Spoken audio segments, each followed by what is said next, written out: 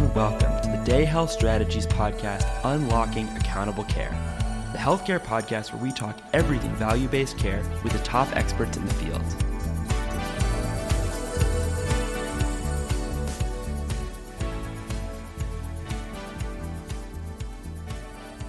Hello, and thank you for joining us for another episode of Unlocking Accountable Care.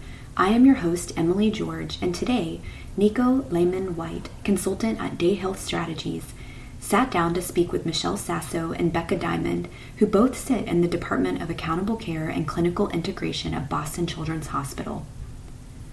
Tufts Health Public Plans and Boston Children's Accountable Care Organization have partnered to participate in the Mass Health Accountable Care Organization program.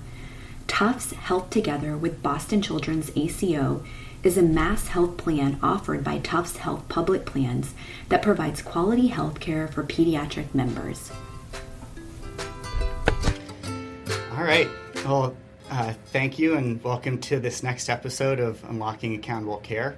Today we have with us Michele Sasso and Rebekah Diamond, who both work at Boston Children's Hospital.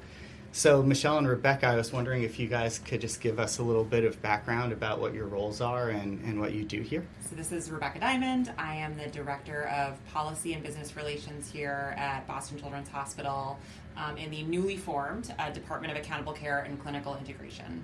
And so my focus is really on predominantly the Medicaid Accountable Care Organization that we support here at the hospital. And my background is in policy and operations at the state level for payers.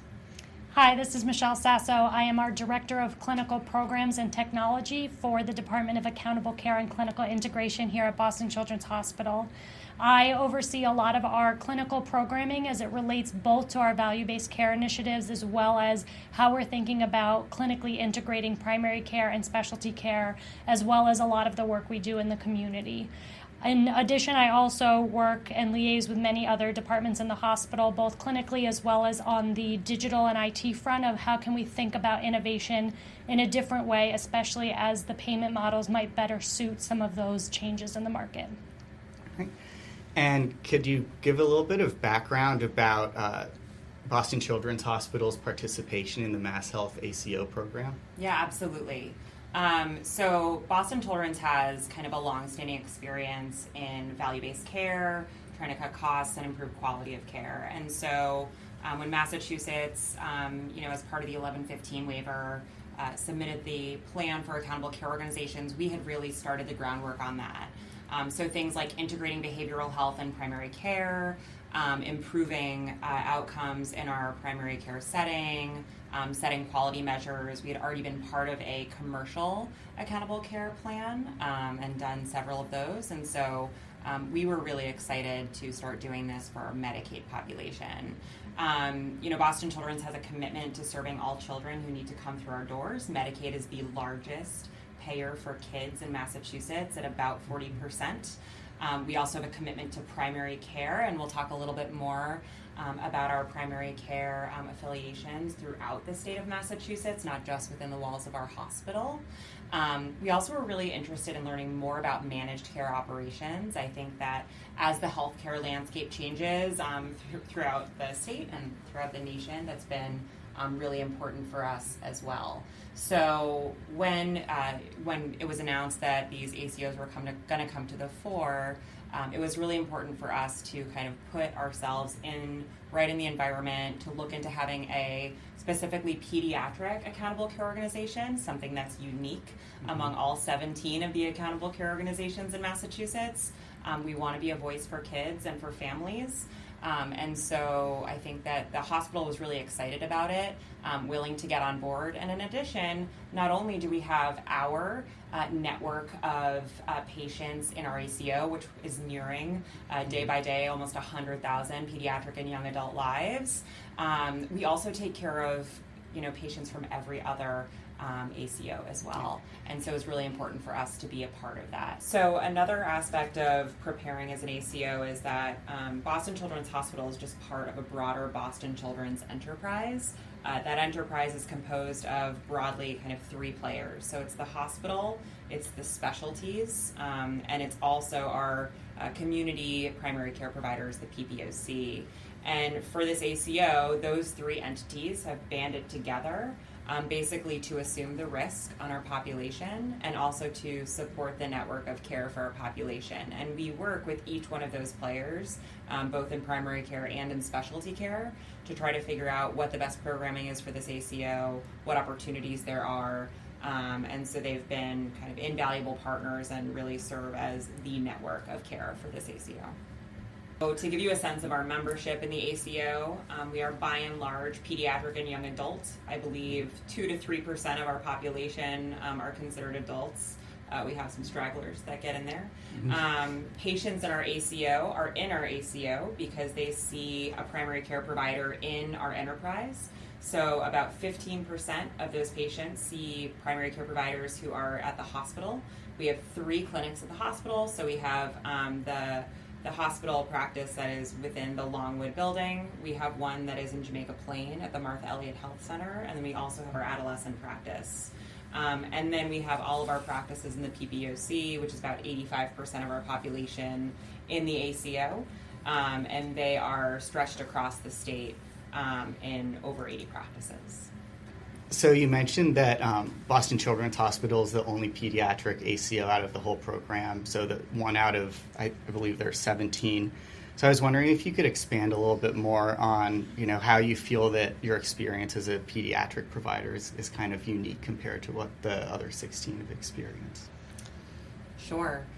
So we certainly have very special nuances in taking care of kids who, as you will hear time and time again in the world of pediatrics, are not tiny adults in this environment. And we have really been at the forefront of advocating for kids and for young adults in this system. I think first and foremost, this was really built off of a Medicare model, of course, as a lot of Medicaid plans tend to be. And so it really was not with an eye towards pediatrics when it was first envisioned. What I will say is that MassHealth, the state Medicaid agency, has been a wonderful partner in terms of thinking through how do we make this model work for kids. And when I say that, what do I mean? I think overall things like return on investment, right? Short-term return on investment, looking at complex patients, and I will ask Michele to elaborate more on the complex patient piece of it, is very different for kids than for adults. So by and large, for adults, you may have 4 or 5 complex types of patients. You have COPD, you have diabetes, you have high blood pressure. For children, you have a much broader landscape of children who have complex issues. And so when you think about investments in populations, you may have a much smaller group of patients. And so how do you direct those dollars? How do you measure outcomes? It's much more complicated and much more challenging in a pediatric environment. So tougher to scale programs. Much tougher. Yeah. Definitely. So we definitely have trouble, as Becca mentioned, for the complex PD population, which in the adult side is where you often find your largest cost savings in an ACO environment. We have a much more heterogeneous population. It's not as homogeneous where you can apply X number of resources per patient population, scale it, and hopefully see some returns. And so we've been struggling on what's that next tier down. How do you really understand what the complex patient needs, as heterogeneous as they are, but then where are their population health opportunities? In children, obviously that jumps to asthma, so we've done a lot historically as an institution in the asthma space, but that's not the only place we want to focus. So we've been working a lot as well in the complex care. As Boston Children's Hospital, we do see some of the most complex patients, and so we want to understand how we can put those supports and infrastructure in so that we can look at all of those patients, as heterogeneous as that population might look like. Also for kids and adults, but one thing we focus on is our behavioral health opportunities. So there's a huge access issue across the nation, but specifically in Massachusetts, behavioral health provider for pediatrics, especially for the higher acute need, is at a real deficit right now. And so we're really trying to understand how to improve access, whether that's training our primary care physicians to take on more, whether that's embedding behavioral health providers and training the workforce in a pediatric model, so that we can really make sure we're setting the stage for how these kids can be taken care of throughout their lifetime. Because if you hit it now, that's actually going to be a longer term savings, which is hard to pitch, if you will, in a ACO environment when you're looking at, shorter term contract length or budget years. We're looking at what is the lifetime, what are we going to set up in the pediatric life of our patients. Another big thing we struggle with on the pediatric side, besides some of the clinical pieces, is that a lot of the work we do is family-centric versus just patient-centric. And so in the way that ACO models are developed, and the one here in Massachusetts, it's all aligned to the single patient and who their primary care provider is. And as you could imagine, some of that, yes, our kids usually go to the same pediatrician, but it can be difficult to think about some of our programming, especially those related to social determinants or health-related social needs, where we want to take a family-centric approach, and yet the program currently still focuses on the individual versus the family. And so that can be difficult both on the investment but also in programmatic design. Yeah, I think that a theme that you will continue to hear, and one that we talk to the state all the time about, right, is that when we're looking at cost savings, we're thinking about a 10, 15, 20, and so on year timeline of return. And we want to make the whole kid better, right? We want to make their environment better. And that's really what an ACO is all about. And I think a lot of time, if you look at kind of Medicare models, right, they're really focusing on the top 5% most complex patients who are 50% of the spend. We don't have that in pediatrics. And so it's a very different conversation. And so we're really excited that we can kind of experiment, test this model, see what works for kids. And we're in this, the state of Massachusetts, which is looking to be the leader in this space, which is really exciting. I think a few other pieces just to mention them. So there are operational challenges, in particular how patients are assigned to a plan. So one of our biggest headaches has been newborns. So newborns under Mass Health policy are assigned to their mom's plan. Of the roughly 500,000 kids who are in Medicaid managed care, if we're covering 100,000 of them, and very rarely the parents, those kids are often not going to be in the right plan. And so we worked, hand in hand. I will give, Mass Health and other ACOs so much credit in trying to figure out how to resolve this problem. And, furthermore, if you're in a model where primary care is really supposed to be kind of helping to prevent medical costs, and that's so much, prevention is so much of the bedrock of an ACO. If a baby's in a NICU, what was their PCP going to do to prevent that cost, right? Yeah. And so I think that we have just been we're so thankful that we can have these really interesting policy and operational discussions with Mass Health. They've actually rolled out a whole plan where essentially they're going to take away the risk, assign kids more appropriately. For example, if they have a sibling, assign them to their sibling's primary care provider instead of their mom's primary care provider. But these are all, very helpful things that seem small, but they matter to families and they matter to providers. The last thing I'll say is on the rate side. Kids are cheap. They're cheaper than adults, and so the way in which we think about spending money is much different. By and large, all the other 16 accountable care organizations have roughly a 40-60 kid to adult split, at least based on data that we got about a year ago from Medicaid. And so it's just a much different landscape in which we function and how we think about caring for patients, because the dollars are different, the mix of patients is different, we don't have Medicare patients, things like that. Right. Yeah. What are challenges coordinating care within and outside of the organization?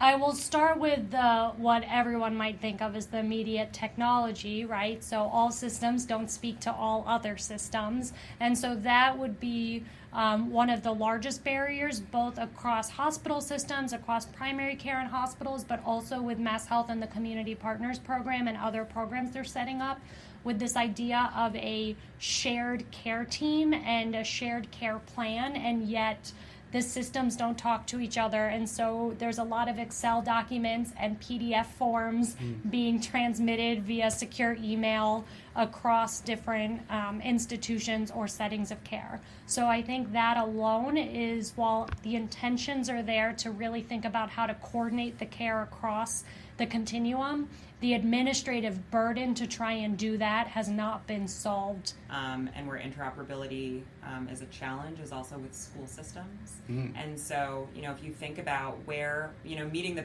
patient where they are, in pediatrics and young adults, they may come to their PCP once a year for a well visit, but by and large they're in schools. And so how can we work with schools who sometimes are managing, medical and behavioral care for these kids to better understand what's going on and what we can do as a community of care to care for these kids.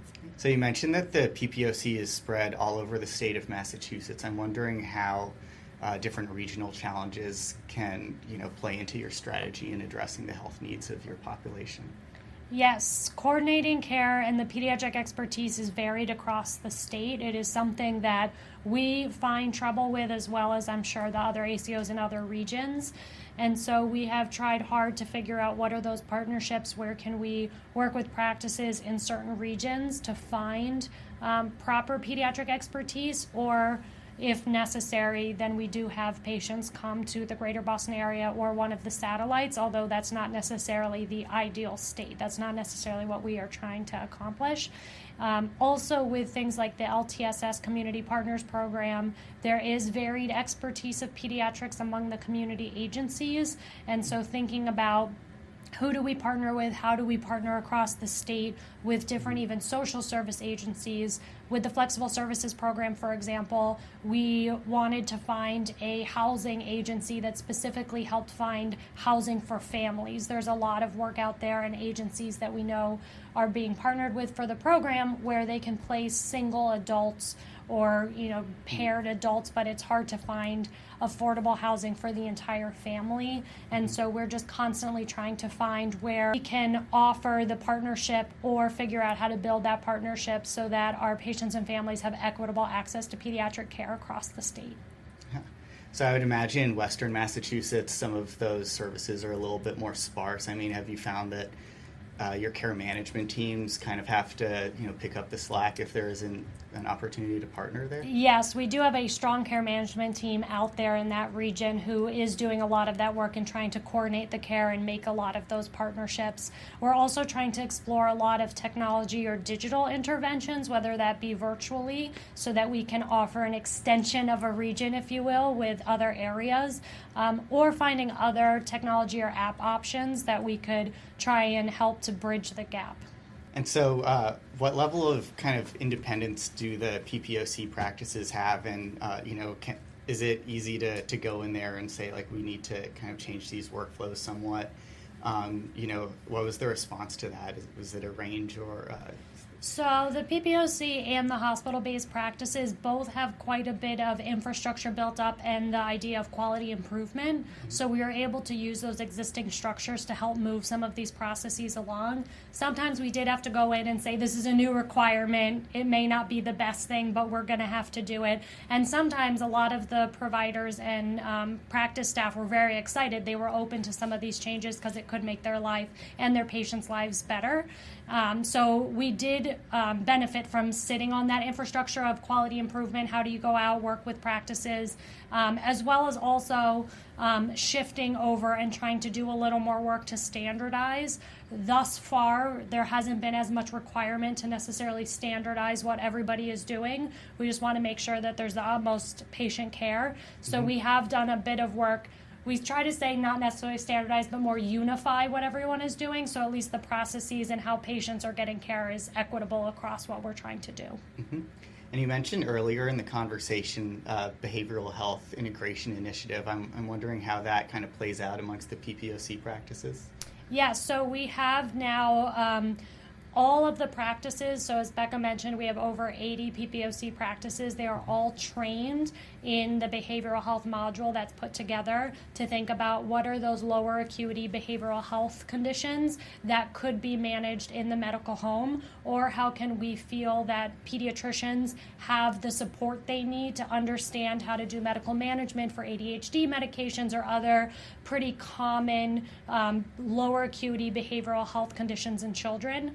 Then we also have in a little over 50 of the practices embedded an integrated behavioral health provider. Wow, 50. Yes. So they're in the building. Yes, they are in the building, they're in the practice, and that's to do a lot of both that warm handoff that you hear. Let me take you right down the hall and introduce you to my colleague. Remove a lot of that stigma that you hear. We do see with many populations that there's still a high stigma on behavioral health, and so families might not want to, go take someone to someone else to get care. And so showing that they're all part of the same team has really helped improve access to care of a lot of those patients who really needed it or previously maybe had trouble in the community trying to access a behavioral health provider.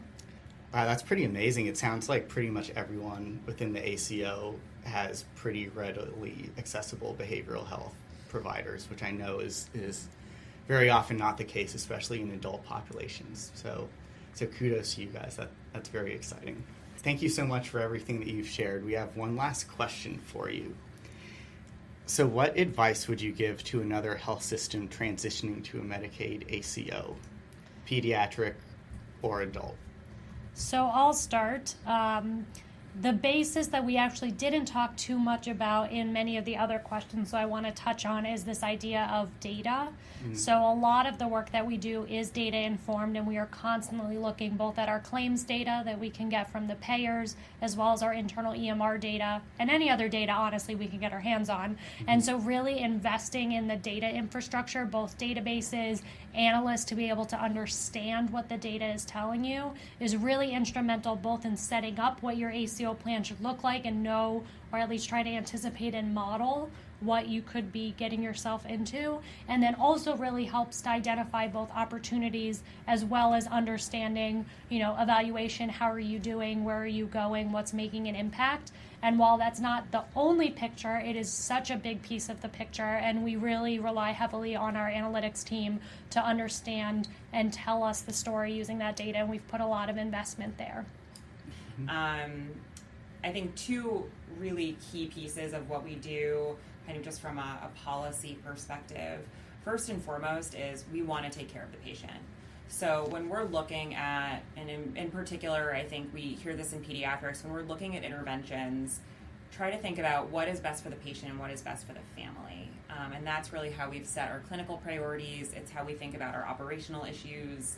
And I think it really sits as a cornerstone for us as an ACO and as an institution that supports an ACO.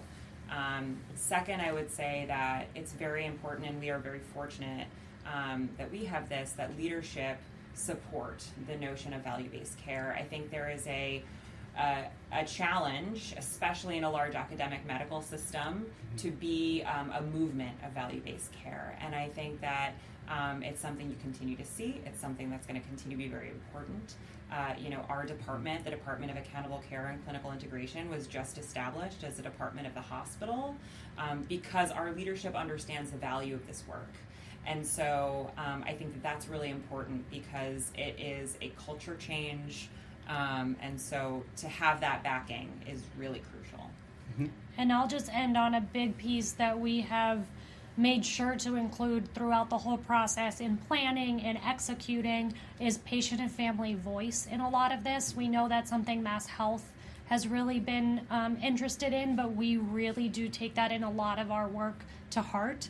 And so thinking about, as you're setting up processes and programs, yes, it's important to know what leadership is interested in or what's going to work for providers, because that's just as important, but also understanding from the patient and family what's going to work, because the last thing you want to do is invest in this great new model of care and then it's not going to actually work for your population. So we have a patient family advisory committee, we hold focus groups, we do surveys, we have our pediatricians just talk candidly with our patients, and we get a lot of feedback that way, both as we're developing programming or evaluating how we've been doing. Well, that's all the time we have for today. I'd like to thank our guests, Michele and Rebekah, for coming on to discuss their experiences in the world of pediatric Medicaid ACOs, and our listeners out there for tuning in. Until next time, this is the... If you are interested in learning more about accountable care or how organizations can succeed in today's healthcare system, please visit our website, www.dayhealthstrategies.com. Check out our blog, follow us on Twitter, and join our mailing list. We regularly post content relevant to current healthcare issues and overcoming challenges in delivering value-based care.